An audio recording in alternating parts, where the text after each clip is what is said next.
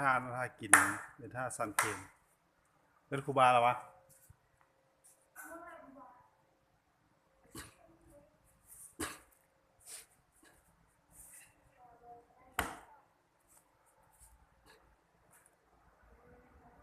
มันนี่เพิ่นสุขคนอยู่กันป้าอ้อนวะเฮ็ดขวนเพิ่น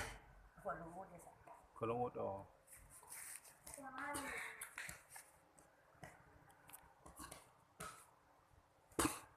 แต่รู้เลยมาเก็บไปจะน้อยเอาเงินไปที่กระไพอืมกำลังเอาอืม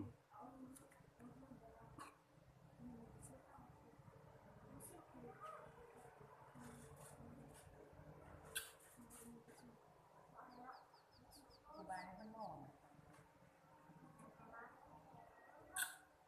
จบปุ๊บเลยดิประเภทที่ดองเหรอวะเอ้เจ้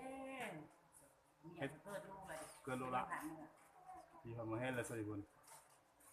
เฮ็ดไรอันนี้สเปกเยอะอยู่เวียงเม็ดเป็นน้ำจิ้มบะเตียดิ อ๋อมาเตี้ยกับไปให้ดีเบียงเป็นน้ำบะเตียไปเยอะอยู่เวียงเขาไปล่อเสาล่อนั่นในบ่อตีบอกบอก ว่าคื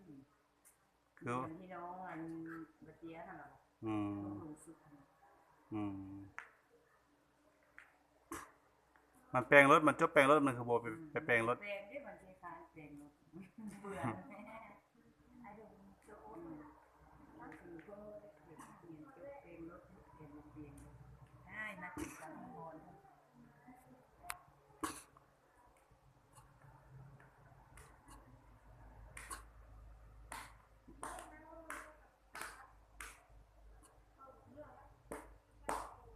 เพื่อก็เป็นแพ้ในโกต้าหรย่างเนี่ยมันได้ก่อนย่างสัญญาจ้างอยู่นั่นแหละ บัดนี้เองก็ด้วยด้วนยังมันได้นะมันได้ บอนี่นะลูกอันเอ้ยก็ไอ้บิงว่ะยังบ่ได้ว่ะ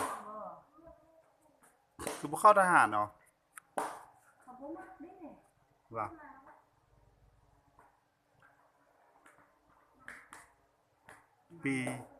ปีหนึงดำโกต้า2โกต้าเนี่ยมันคนเป็นร้อยเนาะ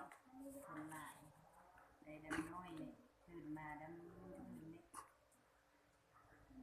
ซอกเอาผัวแล้วก็แล้วเนาะมีดอกผู้สาว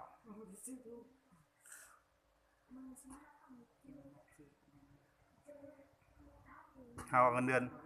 ออก2 ล้านซื้อโทรศัพท์แน่ให้แม่ไปจ้างเกี่ยวข้าวแน่เขาไปซื้อของอาหารแน่เมื่อ3 มื้อนึงเมื่อเดือนเอา2 ล้าน